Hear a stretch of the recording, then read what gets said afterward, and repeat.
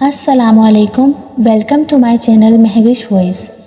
मज़ीद video updates के लिए महविश वॉइस को सब्सक्राइब करके बेल नोटिफिकेशन को ऑन कर लीजिए। और अगर आप लोग अपनी ज़िंदगी की कुछ हॉरर वाक़यात हमसे शेयर करना चाहते हैं तो स्क्रीन पर मेरी इंस्टाग्राम की आईडी आप लोगों को नज़र आ रही होगी, तो आप लोग मुझे मेरे इंस्टाग्राम पे मुझे डीएम कर सकते हैं और अपनी स्टोरीज़ मुझे वहाँ सेंड कर सकते हैं।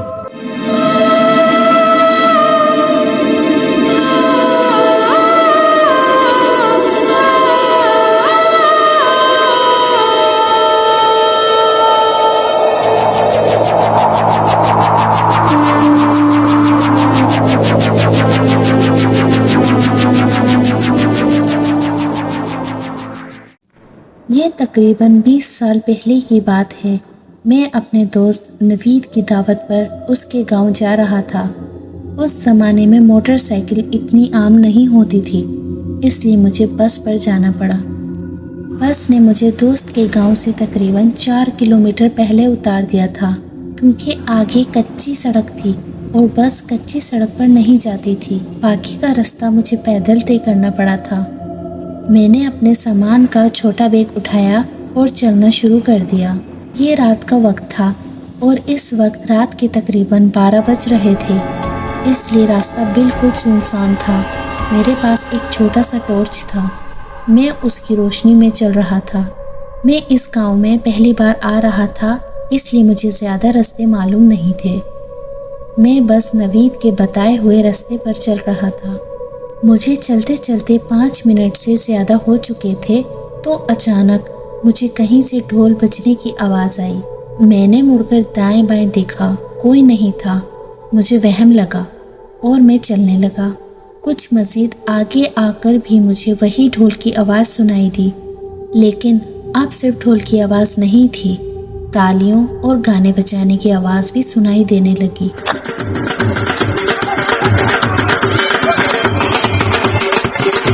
मैं हैरान था कि इतनी रात को गाने और ढोल कौन बजा रहा है।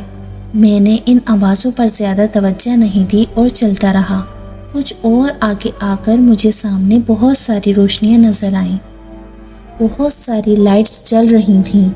मुझे काफ़ी हैरानगी हुई कि इस सुनसान कच्ची सड़क पर कौन लाइट्स जलाए हुए है। मैं चलते जा रहा था और आगे बढ़ रहा था। कुछ मज़ीद आगे जाकर मुझे वहाँ काफ़ी लोग भी नज़र आए जो तालियां और ढोल बजा रहे थे।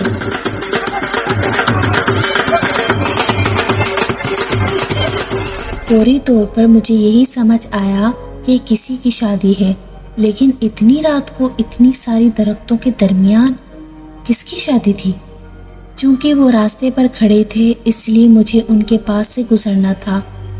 उनके पास जाकर मैंने उन्हें सलाम किया। उन्होंने मुस्कुराते हुए मेरे सलाम का जवाब दिया।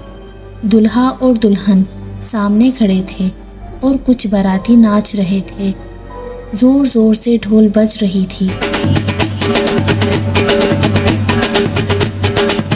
एक बूढ़े आदमी ने आगे बढ़कर मुझसे पूछा, बेटा तुम कौन हो और कहाँ जाना है तुम्हें? मैंने बताया, मेरा दोस्त नवीद इसी गांव में रहता है, उसी के पास जा रहा हूँ। उस बूढ़े ने मुस्कुराते हुए कहा, लगता है बहुत दूर से आए हो, थक चुके हो, आओ बैठो खाना खाओ। मैंने कहा, जी नहीं शुक्रिया, खाना खाकर आया हूँ। लेकिन फिर दुल्हन आगे बढ़ी और उसने मेरा हाथ पकड़कर कहा, चलें भाई खाना खा लें, क्यों नखरे कर रहे हो? मैं उस दुल्हन के यूं हाथ पकड़ने पर हैरान था। फिर उन्होंने मुझे फर्श पर पड़ी कालीन पर बिठा दिया और कुछ लोग मेरे लिए खाना ले आए। मुझे भूख तो इतनी नहीं थी, लेकिन खाना देखकर मुझे काफ़ी भूख महसूस हुई। खाने में उन्होंने बहुत कुछ दिया और मैं खाने लगा। वो सब लोग नाच रहे थे और गाना गा रहे थे और मैं कालीन पर बैठा खाना खा रहा था। हर तरफ बड़े बड़े दरख्त थे। मैंने जल्दी जल्दी खाना ख़त्म किया और उन सब से इजाज़त लेकर रवाना हुआ। मैं अभी थोड़ा ही आगे गया था कि मुझे ऐसा महसूस हुआ जैसे कोई मेरे पीछे आ रहा है। मैंने पीछे मुड़कर देखा तो हैरान रह गया। वो वही दुल्हन थी जिसकी शादी थी। वो मेरे पीछे तेजी से आ रही थी। میں نے رک کر اس کو دیکھا۔ میرے پاس پہنچ کر وہ دلہن بولی، آپ کہاں جا رہے ہیں؟ میں نے کہا میں اپنے دوست کے گھر جا رہا ہوں۔ وہ بولی، مجھے بھی اپنے ساتھ لے جاؤ، میں یہ شادی نہیں کرنا چاہتی، گھر والے زبردستی میری شادی کر رہے ہیں۔ میں اس کی بات سن کر حیران رہ گیا اور میں نے تحمل سے کہا، میں آپ کو اپنے ساتھ کیسے لے جا سکتا ہوں؟ میری بات سن کر اس نے میرا ہاتھ پکڑ لیا۔ میں نے اپنا ہاتھ چھڑانے کی کوشش کی۔ وہ ضد کر رہی تھی مجھے بھی اپنے ساتھ لے جاؤ۔ میں اس سچویشن سے حیران ہو گیا، سمجھ میں نہیں آیا میں کیا کروں۔ اتنے میں اس دلہن کے کچھ رشتے دار وہاں آ گئے اور زبردستی اس دلہن کو پکڑ کر وہاں سے لے گئے۔ دلہن روتی چیختی رہی لیکن میں اس کی کچھ مدد نہ کر سکا۔ پھر میں جلدی سے گاؤں کی طرف روانہ ہوا۔ اس کے بعد وہ دلہن مجھے نظر نہیں آئی۔ میں تیزی سے چلتا جا رہا تھا، اب صرف 1 کلومیٹر باقی تھا۔ اس زمانے میں موبائل فون وغیرہ اتنے عام نہیں ہوتے تھے، اس لیے میرے اپنے دوست سے کوئی رابطہ نہیں تھا، لیکن میں نے کل ہی لیٹر لکھ کر اپنے دوست کو اپنی آمد کے بارے میں بتا دیا تھا۔ یہ تو اچھا ہوا کہ میرا دوست نوید سامنے آ گیا۔ میں نے نوید کو سلام کیا۔ نوید مجھے دیکھتے ہی بولا، یار تم نے آنے میں اتنی دیر کر دی، بس تو جلدی آ جاتی ہے۔ میں نے کہا، ہاں یار تھوڑا لیٹ ہو گیا، راستے میں ایک شادی تھی، انہوں نے مجبور کیا اور میں نے کھانا کھایا۔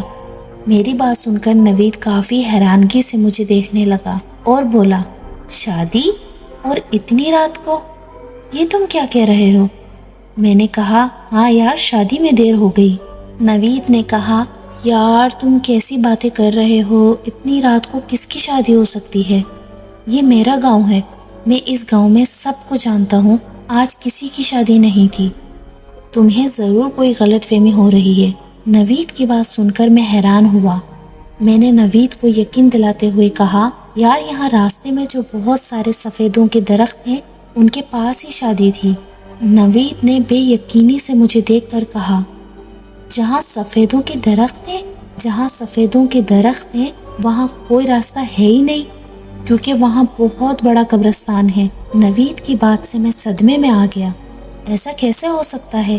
وہاں کوئی قبرستان نہیں تھا، میں نے کوئی قبرستان نہیں دیکھا وہاں صرف راستہ تھا اور سفیدوں کے بہت سارے درخت۔